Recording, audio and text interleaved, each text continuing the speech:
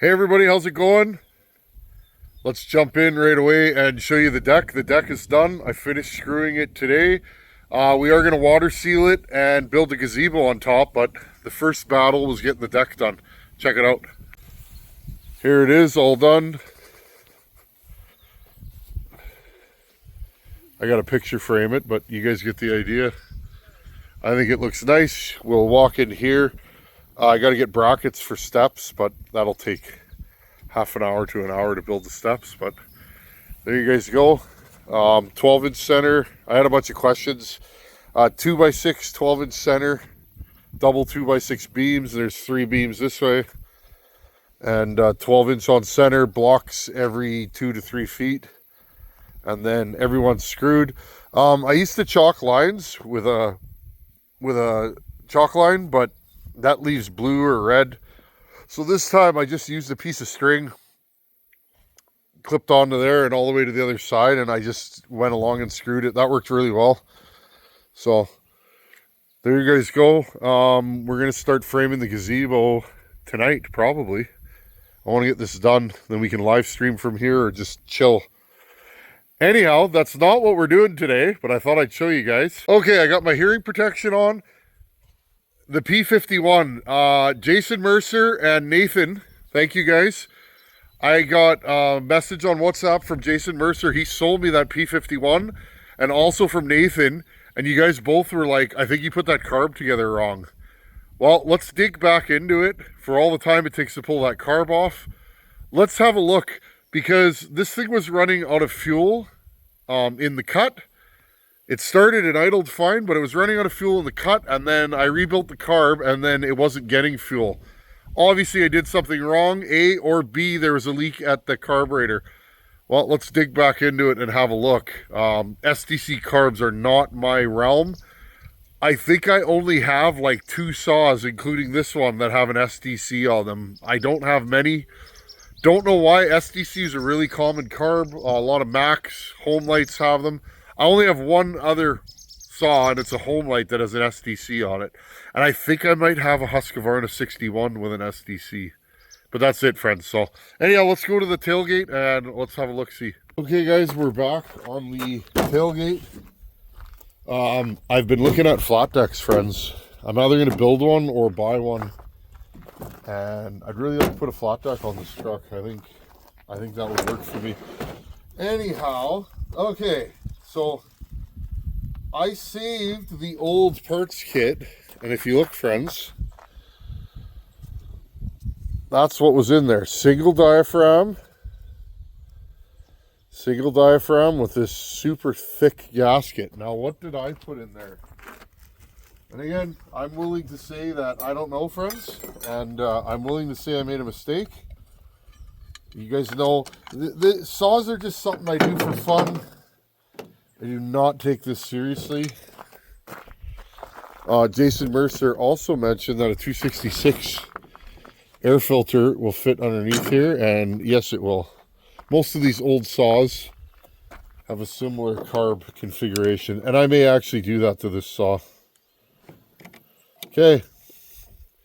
Remember, I wasn't getting fuel. This thing does not start right now in its current state. I made it worse. It did start and run briefly until it ran out of fuel.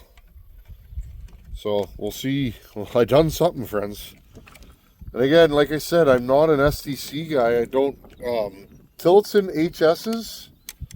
I can rebuild those in my sleep. I know exactly where all the parts go, and I know where the metering lever likes to sit.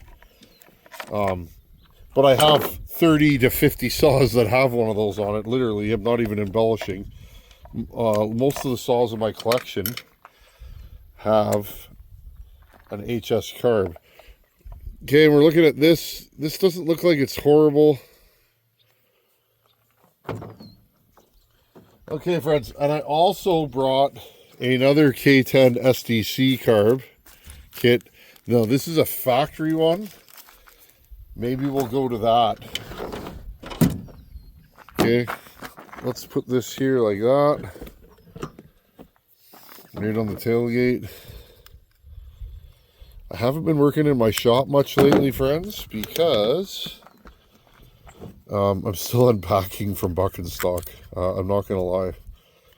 Just busy, busy, busy. And I'm getting ready for Bunyan. Bunyan is the first weekend in October. And we will be there in the blink of an eye. Hope to see some of you guys. Dan from Missouri, are you coming down, buddy?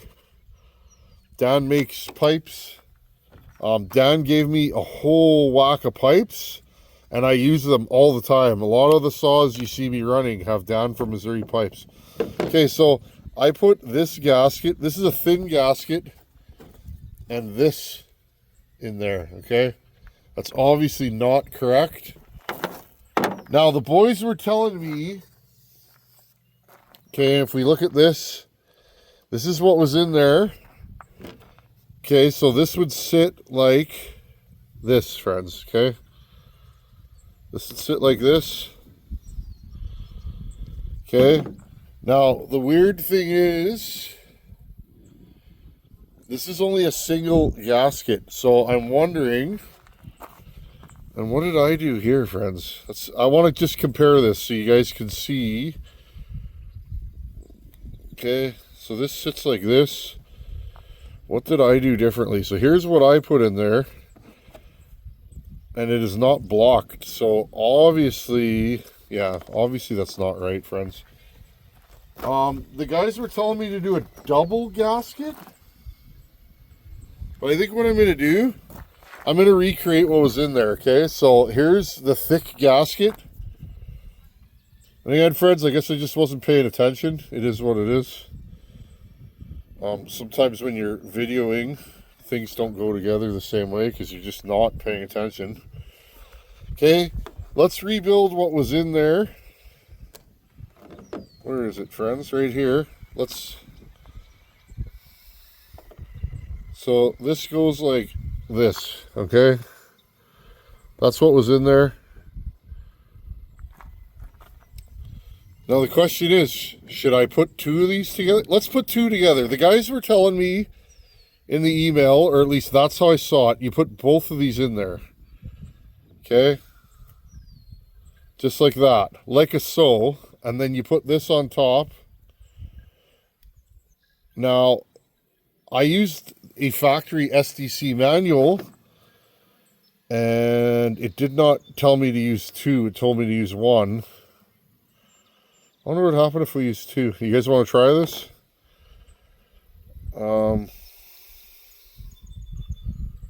Yeah. Let's try that. Because these are different, friends. And it kind of makes sense. It kind of makes sense if we do this like this. Okay, now I'm going to put this. These are not my favorite carb. Like I said, if I have my choice, it's usually going to be a Tillotson HS. Okay, we'll put this on there. I don't think I'm going to open up the other side because the other side was good. We adjusted the metering lever like so. And it's funny, friends, like I said, when I pulled this carb apart at Buck and Stock, come on. When I pulled this carb apart at Buck and Stock, the metering diaphragm was in the wrong spot. It was gasket, then metering diaphragm. Okay, let's go like this.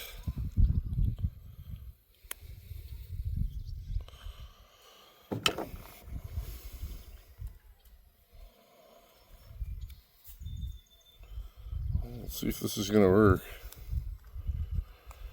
I really like this saw. The other thing I was thinking, okay, if it wasn't the carb, what else could it be? Reeds hanging open. If my reeds aren't closing under pressure, I'm not going to build vacuum. Okay, because the reeds have to open and close. As the piston goes up, it sucks vacuum, right? And as the piston goes down, it creates pressure in the crankcase. If the piston's going down, creating pressure in the crankcase, and the reeds aren't closed tightly, guess what? You have no pressure in the crankcase, which will make your saw run poorly. It'll also, if you don't have any pressure in the crankcase or any vacuum on the way up because the reeds aren't closing, well, guess what? you're not going to pull any fuel. Okay, we're going to leave this like this.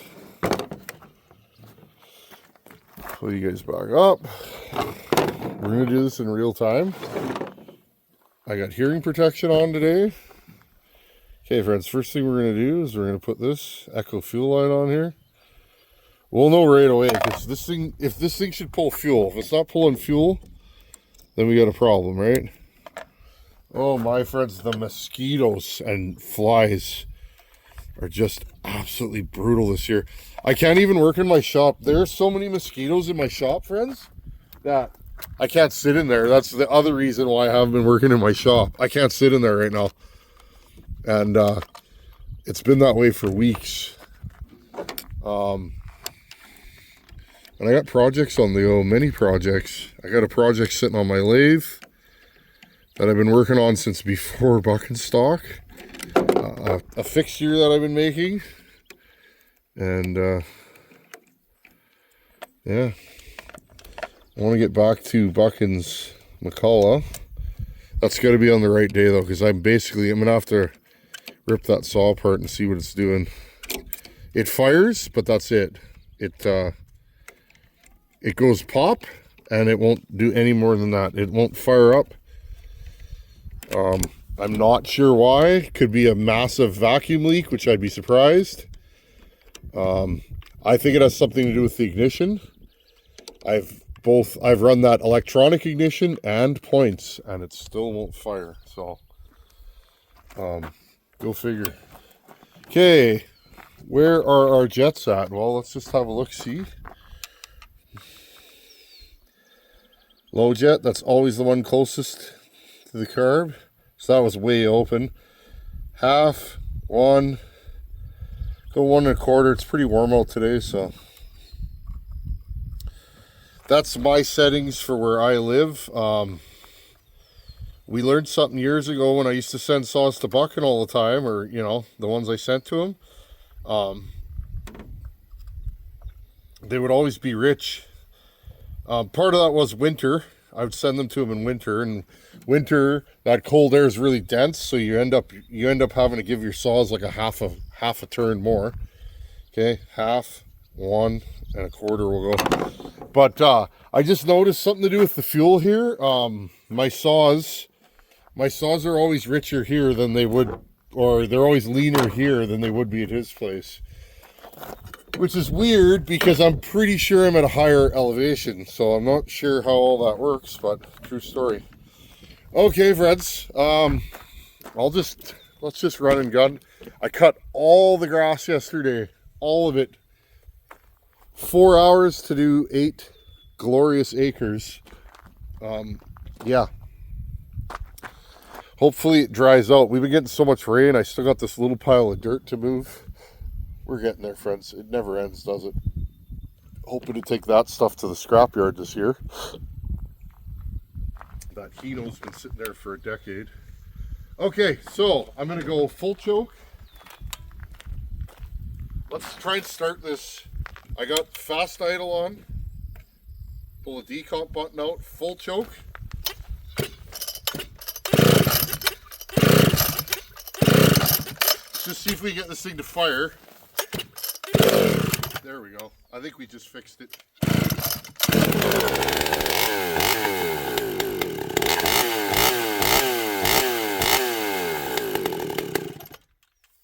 Okay, well, that's a good start. Again, let's just keep running and gunning. Okay, I'm gonna get this thing to run. Watch what I do as I'm doing it, and I like this thing's rich, so I'm gonna take the low jet right here. I'm gonna take this low jet, and I'm gonna turn it in 1/8 of an inch or so, because the saw won't idle, right? Okay, I'll start it.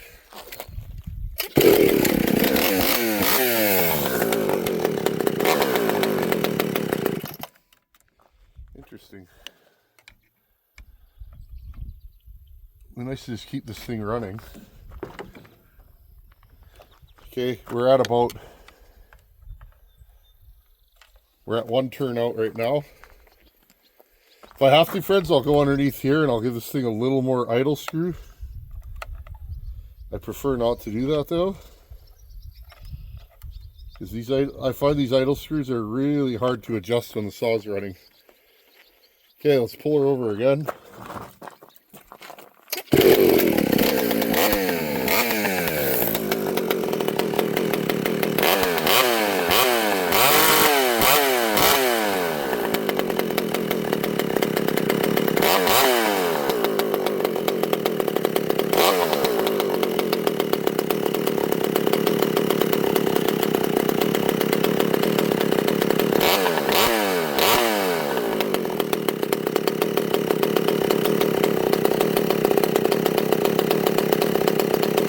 I'm going to leave this out.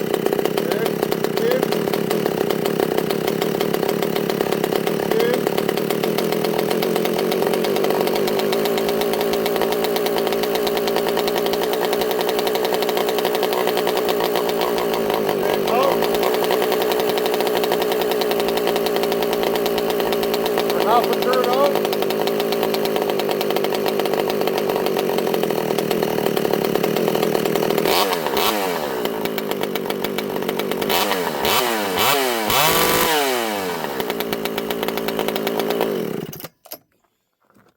Okay, I don't know if you guys could hear me there, but yeah, I turned the idle in, or the low jet in, until it, I turned the low jet in until the idle wanted to die. Then I backed it out about a half a turn.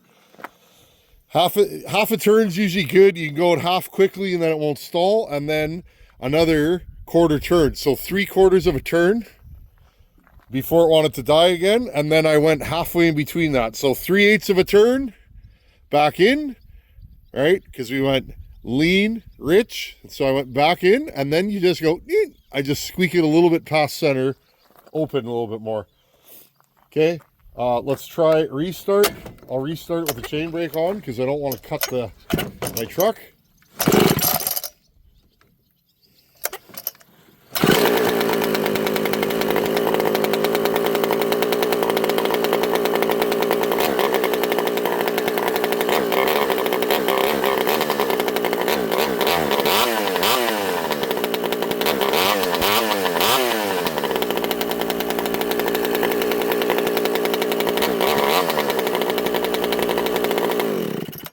Interesting, friends. So that's what it was doing before.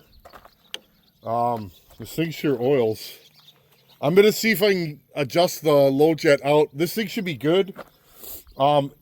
We fixed our fueling issue, right? We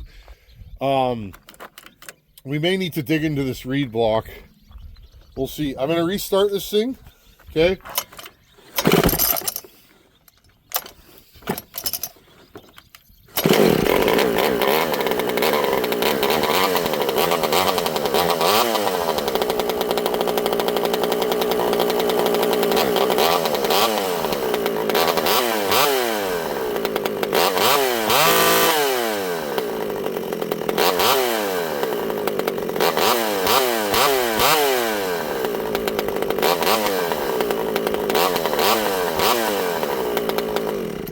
Okay, friends, so it just wanted a little more low jet. Again, these old saws, they take a special kind of fella to run them. A saw whisperer.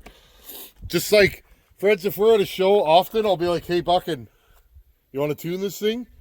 I am the Tin Man, and I am good with saws. Buckin is an old saw whisperer. Why? I do this for fun. He made his living with these old junkers for years. Whether he paid his mortgage or not was dependent on these things running. So he's always very good at tuning them. Let's go put this thing in a piece of wood and see if it's fixed. Let's just run over there right now.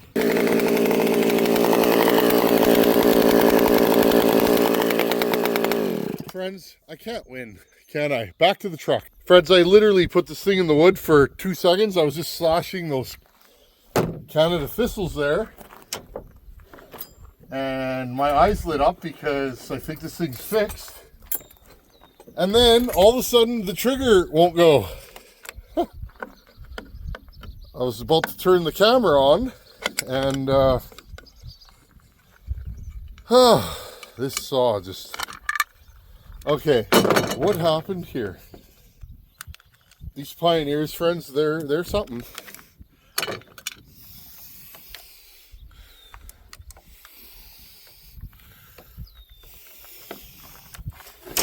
Now,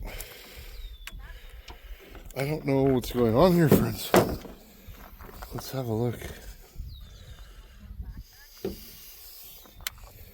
So the operator presence lever is past, I think it's past the trigger. I don't know what's going on here. I guess I'm gonna have to pull this handle apart, and I think this handle's busted like they all are. I guess we're gonna find out.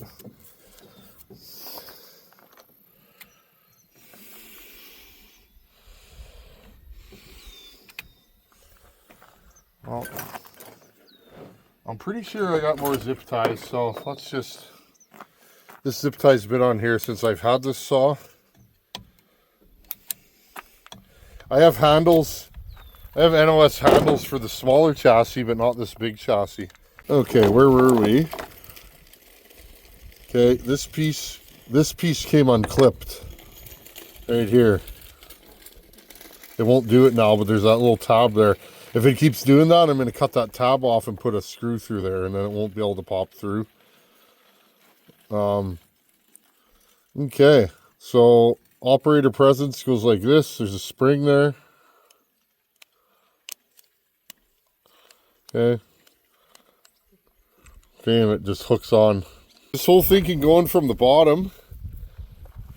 Right, there's a groove here, and then you just put that in there. Now, what I did was I looked for bolts because I realized why this thing is zip tied together. Okay, and I found this one here. I don't know if these are going to work, but we're going to give her a go.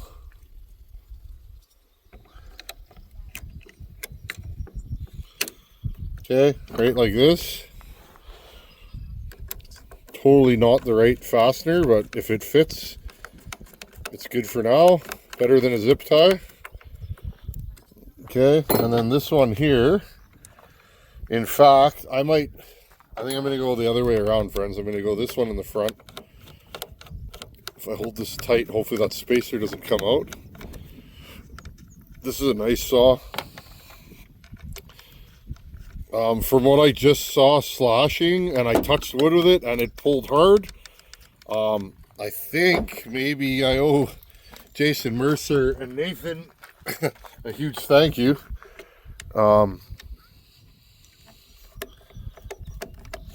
Okay, this screw goes in the front here. These things are funny. The handles are always busted on them. Great saws, not the sturdiest by design, but early anti-vibe. These saws had a lot of the go fast stuff on them out of the box that a lot of the other saws just didn't have in this era. Let's see if I can make this work. I have a wrap for this saw. I think I'll put it on here. The bolts that hold the current wrap on are seized, so that'll be a problem for another day. I don't wanna bust them or anything. Let's see, maybe this one will work. My original still scrunch for my first professional chainsaw. It was an 025, friends. I bought it off like Marketplace. So this screw's a little too long, but that's fine. I bought it off like Marketplace from a guy that was like 2 blocks from us when we live in the city. Man, because I was cutting firewood. We had an open wood 1970s fireplace in our old house, and I was cutting firewood. That's what started this whole ridiculousness of chainsaws. That was, oh geez, 20 years ago, friends? Wow. I don't like talking like that. Where does the time go? 20 years. Let's fire this thing up and go back to the wood pile and cut wood for the first time ever with this saw. See you there.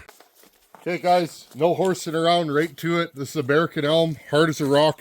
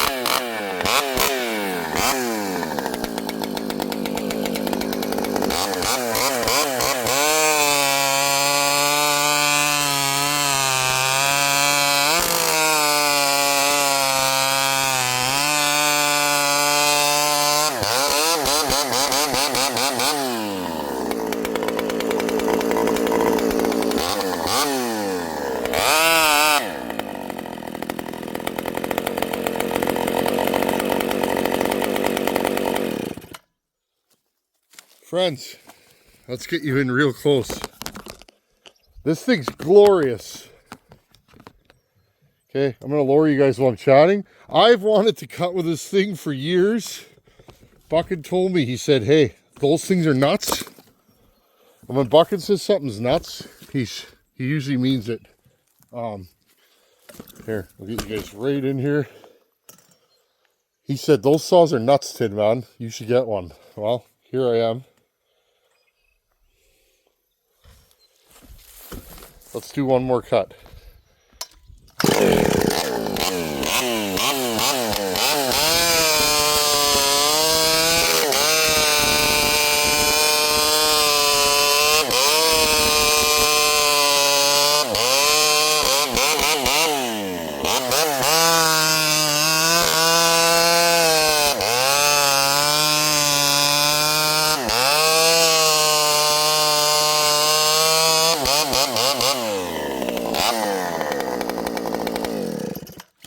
Thanks for watching. Take her easy. This thing's nuts. I better port it. Later.